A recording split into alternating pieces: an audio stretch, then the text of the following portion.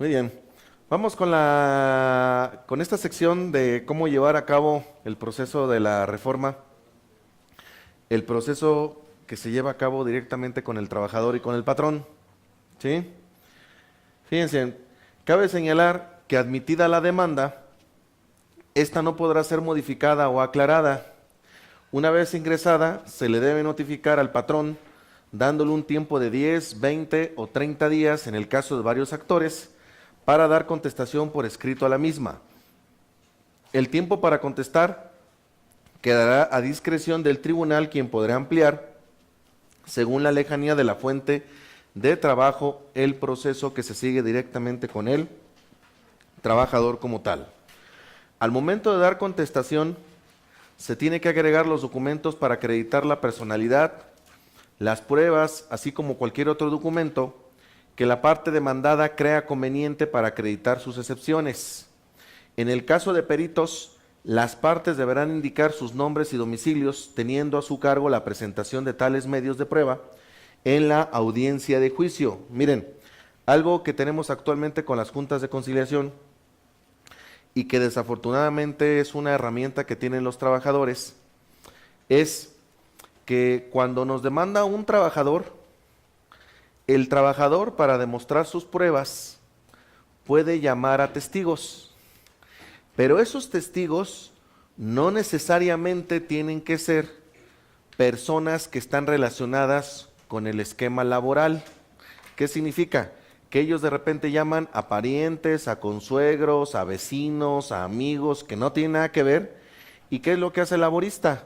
Pues el laborista entrena a esas personas, hacen que estudien un speech y pues prácticamente así llevan a sus testigos directamente contra el patrón. Es decir, prácticamente lo que tenemos en un entorno laboral es que directamente los trabajadores fabrican los testigos que tienen para efectos laborales. ¿Qué significa? Que actualmente un trabajador le puede hablar al señor que vende pitayas afuera de la empresa y ese es el testigo directamente contra la empresa, que no necesariamente tienen que estar relacionados con la fuente laboral. Bueno, ahora este nuevo proceso indica que se hace un peritaje directamente sobre los testigos, es decir, que para que puedan ser como testigos habilitados, pues prácticamente tienen que pasar por un proceso de habilitación directamente y no solamente hablarle a una persona para que los habilite directamente como testigos.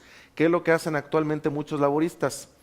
Que le hablan a personas que ya salieron hace tiempo de la empresa, que ni siquiera tienen nada que ver con la relación laboral actualmente del trabajador, y son personas que a veces están resentidas con el patrón. ¿Por qué? Porque a lo mejor el patrón los finiquitó de la empresa o muchas veces ni siquiera les dieron dinero y están resentidos con el negocio. ¿Qué es lo que hace el laborista? Le dice el laborista al testigo: mira, necesito que me acompañes, necesito que seas el testigo de tu compañero. Esta demanda se va a ganar por 50,000 pesos. De los 50,000 pesos te van a corresponder 5,000 pesos para ti, simplemente para ir a testificar. ¿Qué es lo que hace esa persona? Pues apuntan. ¿Por qué? Porque prácticamente cuando salieron de la empresa nunca les dieron dinero. Y la otra es que prácticamente están resentidos con el patrón. Y entonces esos laboristas preparan a ese tipo de testigos. Ahora esos filtros, lo que va a tratar de hacer la reforma es que precisamente no se cuelen ese tipo de situaciones directamente a las demandas laborales, a través precisamente de peritajes que se hagan con testigos. ¿Sale? De repente nos ha tocado personas que dices, bueno, ¿y este quién es?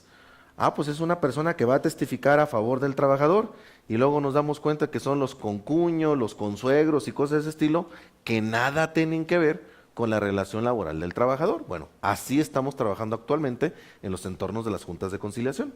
¿Sí? Bien. Siguiente. Para el caso de la micro y pequeña empresa, los peritajes podrán ser cubiertos por el tribunal laboral.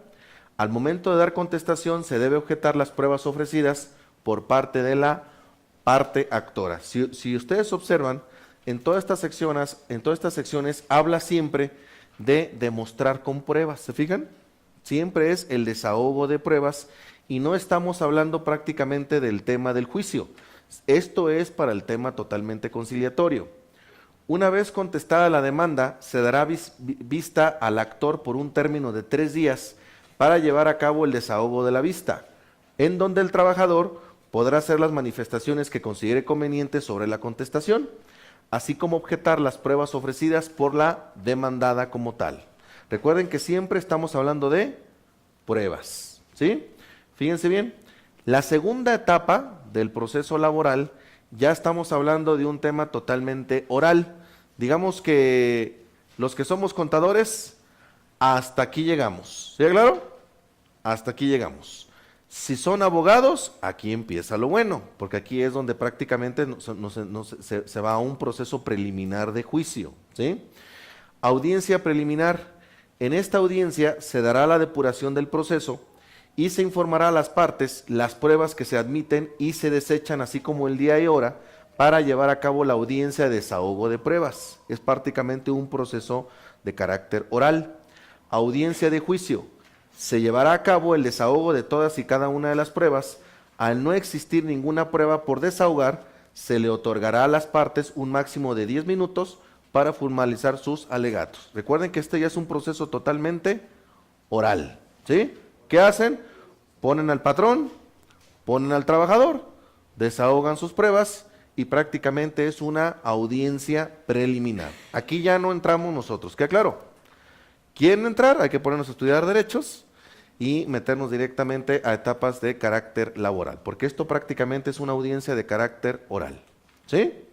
Sí, contador. Seguramente debes tener licencia para hacer eso. Sí, claro, son abogados, para litigar. Sí, ya debes tener licencia para litigar, aunque seas contador. Si ya tienes tu licencia, puedes entrar a esta parte. Tienes que ser abogado, porque aquí ya se manejan términos jurídicos de carácter de derecho laboral. Es que como dijiste, si eres contador, estudia, pero ya deberás tener... Sí, estudia leyes. Título Estudia de abogado. leyes. Sí, sí, claro. Para poder entrar Esto ya es segunda litigio. etapa. Esto ya es la audiencia preliminar. Ok. ¿Sí? Si vas como contador, te van a dar una paliza a los abogados. ¿Qué claro? Sí. Ni siquiera lo intentes. Ni siquiera lo intentes. ¿Eh? Hasta ahí la dejas. Ahora, hay que poner... Acá que los contadores tenemos mucho tiempo. Podemos administrar tiempos, ponernos a estudiar leyes, ¿no? Ahora, no es broma, ¿eh? Mucha gente ya el sábado o domingo está poniendo a estudiar leyes para sacar este tipo de cosas, ¿eh? Que como les comento, la intención del contador o el posible abogado no es meterse a temas penales, ni civiles, ni mercantiles, no. Es totalmente laboral. ¿Por qué? Porque tienes a lo mejor en tu stock de clientes muchos clientes que son fuertes, que son grandes y que tienen muchas incidencias laborales.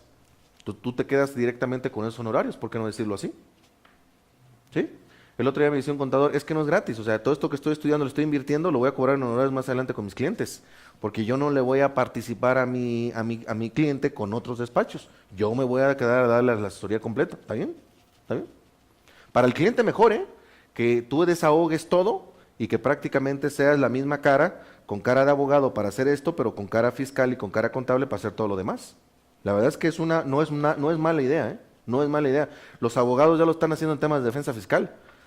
Son abogados, pero se meten a estudiar leyes y carácter fiscal para meterse a temas de defensa fiscal y se meten a tribunales fiscales. Son abogados, pero con especialidad fiscal.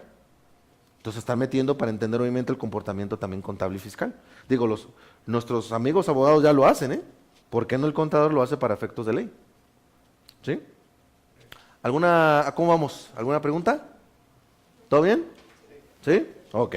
Fíjense.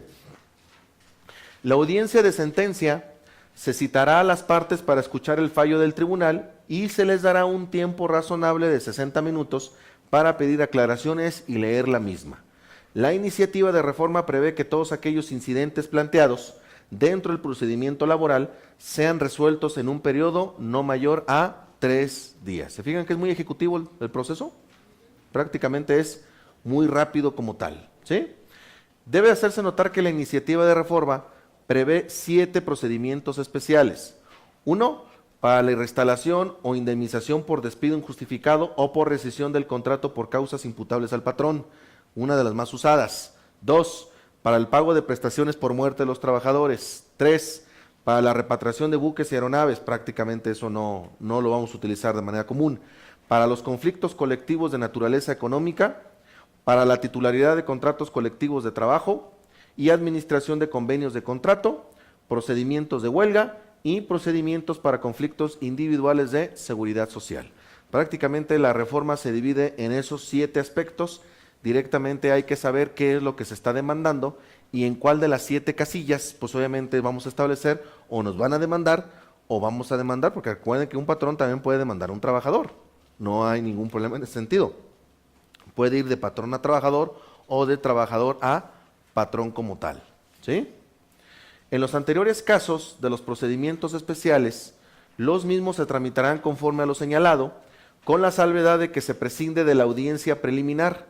Asimismo, tendrá plazos más cortos que los del procedimiento ordinario para que la resolución se emita con mayor prontitud, dejando a salvo los derechos de la parte actora para que reclamen las pretensiones ajenas al propósito de esta acción. Por eso les comentaba que muchas empresas que tienen prácticamente temas laborales en la congeladora, porque así lo decidieron ellos, mandarlo a la congeladora, sabiendo de que si procede lo van a perder, pues obviamente muchas empresas prácticamente le están dando de alguna manera cierta agilidad para tratar de resolverlo directamente en el proceso conciliatorio con la Junta de Conciliación y no irse a estos esquemas, porque si saben que si procede ese tema y ya lo toma el Poder Judicial, ya las reglas prácticamente cambian radicalmente, ¿sale? ¿Sí? Entonces el otro día nos dice un patrón, oye, entonces ¿qué recomiendas?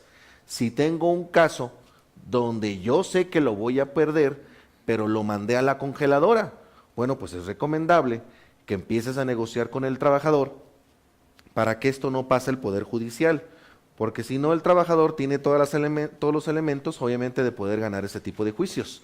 ¿Y qué es lo que va a hacer el trabajador? Pues obviamente aquí ya le van a dar otro tipo de agilidad. Recuerden que aquí son otras reglas, ¿queda claro? Es importante quitarnos el chip. Son otras reglas, son otras personas, son otros esquemas y va directamente a un proceso totalmente ejecutivo. ¿Sale, vale? ¿Sí? Bien. Ahora bien, dentro de la iniciativa no se menciona si los trabajadores tendrán derecho a reclamar dentro de una misma demanda el pago de indemnizaciones o reinstalaciones, así como el pago de prestaciones accesorias y secundarias, o tendrán que hacerlo por vía separada, es decir, tendrían que hacer una demanda separada a lo que ya están haciendo directamente. No está contemplado todavía el tema de reinstalación. ¿Sí, licenciada? Que te regalen un micrófono. Échale. ¿Cómo? Bueno, es que llega a pasar que a lo mejor no sabes que tienes una demanda laboral. ¿Cómo podría saber la empresa que tiene una demanda o algo así que no le haya notificado? No, si tienes una demanda en proceso, se te notificó de antemano. Es que en una ocasión tiempo nos hablaron por teléfono de que tenemos una demanda de una persona que se fue. ¿Quién habló por teléfono? ¿Quién habló? Pues así nada más fue una llamada normal. Hablaron con mi jefe de que pues tiene una demanda de No, tal se hace persona. todo a través de notificaciones. Entonces tendrá Es que como si llegarme a fuerza. el otro día me dice un cliente, oye, que me hablaron los del SAT. O sea, el SAT ya habla por teléfono, ¿eh? O sea, el SAT ya habla, pero no es su recurso habitual estar hablando por teléfono a las casas de los contribuyentes. Con morales no lo hace, ¿eh? Lo hace con físicas. Entonces, generalmente hace un llamado, se tiene que identificar el funcionario porque es una modalidad que tienen las autoridades fiscales, pero ojo, la Secretaría de Trabajo no es una autoridad fiscal, por lo tanto no tiene por qué andar haciendo llamadas. De entrada, para temas laborales no tiene por qué hacer llamadas a una persona. No sé, es alguien ahí, un laborista o alguien que ahí, pero alguna donde o un trabajador. Donde yo pueda acudir para ver que no tenga ninguna demanda o algo. No, tú lo puedes hacer directamente a la Secretaría del Trabajo a través de juntas de conciliación, te pueden dar el estatus. De hecho, cuando una demanda de carácter laboral, si el laborista lo puede hacer, hay en el buró de crédito, si la demanda procede, en los burós de crédito de las personas morales, hay una sección que se llama alertas HOC, así se llama, alertas HOC. En alertas HOC te aparecen las demandas de carácter civil, mercantil y laboral. Si es que la empresa, la cual te está demandando, o la persona te está demandando, habilita esa alerta, ¿sí? Claro, en este caso el laborista. Tú sacas un buró de crédito, inclusive te pueden aparecer las demandas civiles, mercantiles que tengas en ejecución. Para el caso de los laborales, simplemente es ir a la Junta de Conciliación y te das de alta tus datos como patrón y te hacen un escáner para ver si tienes alguna incidencia o algún trámite pendiente. Pero no, los funcionarios no tienen tiempo de andar hablando a los clientes, ¿eh? Okay. Y menos los de temas laborales. ¿Has ido a las juntas de conciliación viendo el TV Fuchal, eh? Sí Sí, es que como nos llegó una llamada así de repente, nos quedamos con la duda de que sí nos habrá hecho algo o no, ya no supimos. No, ese es, o es un abogado o es un trabajador. Ah, ok.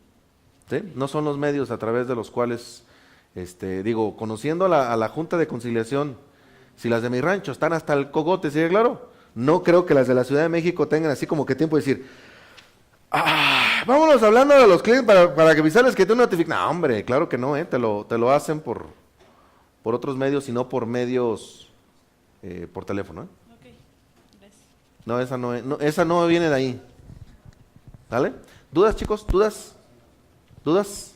¿Todo bien? Ok, fíjense. Este es algo que está incluyendo directamente la reforma, que se llama responsabilidad de los abogados. Esto es muy interesante, fíjense, porque actualmente muchos abogados demandan a los patrones a diestra y siniestra. Es decir, ¿sabes qué?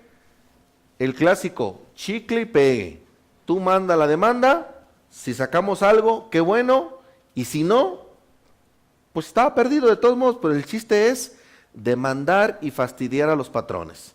Entonces obviamente demandan primero sin tener pruebas y la otra nada más para fastidiar al patrón. ¿Sí, claro? Fíjense, ahora la reforma incluye esto que se llama responsabilidad para los abogados. Prácticamente es fichar a los abogados. Fíjense, un tema que debe interesar a los abogados postulantes es la responsabilidad que se tendrá, o al menos así se menciona en la nueva reforma. En particular en el 746, donde refleja lo siguiente: el representante común o el mandatario designado son inmediata y directamente responsables por negligencias en su actuación y responderán de los daños y perjuicios que causen a sus poderantes y representados. El mandatario o el representante común podrá actuar por medio de apoderado mandatario y autorizar personas para oír notificaciones en los términos del 744 de esta ley. Con lo anterior, todos aquellos litigantes que participen en un juicio deberán tener especial cuidado en este nuevo artículo, toda vez que el texto de la reforma da a entender que cualquier resultado bueno o malo será responsabilidad totalmente del abogado, y en el caso de no ser favorables a los intereses de alguna de las partes, será el abogado quien responda por los daños causados. ¿Sí? ¿Qué significa? Que si hay que hacer, por ejemplo, algún peritaje, y en este caso la órgano de conciliación hace el peritaje, al final dicen, oye, pues sucede que todo esto no existe, todo esto no procede, ¿a quién creen que le van a cobrar todo esto? Pues al abogado de la contraparte. ¿Sigue claro? ¿Sí? ¿Vale? Este artículo puede causar grandes conflictos entre los abogados y sus clientes, toda vez que tanto el trabajador como para el patrón, en caso de que el resultado del juicio les sea adverso, querrán responsabilizar a su apoderado legal, pretendiendo que cubra el daño, lo cual contradice cualquier principio de prestación de servicios o profesión. Pero a final de cuentas, la reforma está estipulando de que cada quien obviamente se lleva sus daños y el que tendría que pagar los daños directamente es el abogado de cualquiera de las partes. ¿Sale? ¿Nadie es abogado de aquí? Ya no, ¿ah? No, ya no. Mejor soy un contador, ¿eh? Entonces, pues, obviamente es un tema para que también no se hagan demandas con carácter de dolosas, sabiendo que no se va a ganar absolutamente nada y sin embargo el abogado obviamente la inicia. ¿Sale? Fíjense, llegaríamos al extremo de considerar que siempre habrá un culpable y por consecuencia un responsable en cada asunto, y no será el trabajador o el patrón, sino en última instancia el apoderado legal de cualquiera de los dos. Este tipo de artículos perjudicarán la impartición de justicia, toda vez que pretende crear una responsabilidad a una persona tercera al conflicto. El artículo confunde y creará un nuevo problema derivado de su interpretación totalmente subjetiva. Porque ahí los abogados van a tratar de defenderse y dicen, bueno, yo más te represento, pero yo ¿por qué tengo que cubrir los daños como tal? Es algo de lo que obviamente los abogados también, a través de los colegios de abogados, pues obviamente están peleando que se flexibilice este tema, pero también hay abogados que son muy abusivos, ¿sí? No sé si aquí conocen el término los famosos talibanes. Los talibanes son personas que toman casos que están perdidos, pero que prácticamente hacen iniciar una demanda en contra de un patrón o casos que ya fueron cerrados para precisamente abusar del esquema con el patrón. ¿Qué es lo que hacen muchos talibanes? Lo que hacen es que encuentran, por ejemplo, una deficiencia en un patrón, convocan a los demás trabajadores y meten un montón de demandas exactamente sobre el mismo principio. ¿Para qué? Para que todas las demandas prácticamente las ganen. ¿Sí? Es decir, es encontrar deficiencias en lo que tiene el patrón de manera laboral. A lo mejor aquí los tienen, nada más que a lo mejor con otros nombres, ¿no? Pero en el rancho también se usa mucho ese tipo de cosas. Por ejemplo, cuando un trabajador gana y, por ejemplo, el patrón no tiene evidencia o no tiene contratos, y no tiene recibos, y no tiene nada, lo que hace ese tipo de abogados es que le habla a otros trabajadores de la misma empresa para incitarlos a que demanden asegurándoles una ganancia. ¿Qué es lo que le dicen? No te preocupes, yo te lo llevo, ya ganamos otros casos con tus compañeros, tramítalo conmigo y las demandas las estamos ganando por 20 o 30 mil pesos. Te comparto 15 y 15 es para el abogado. Entonces dice el trabajador, pues tengo 2 años y mi finiquito vale o mi liquidación vale 8 y me das 15, pues ¿qué es lo que se hacen? Que meten y se ponen a demandar. Eso es lo que hacen ese tipo de abogados. ¿Qué es lo que hacen? Si pierden, no pierden nada. Y si ganan, pues prácticamente ya ganaron un montón de clientes.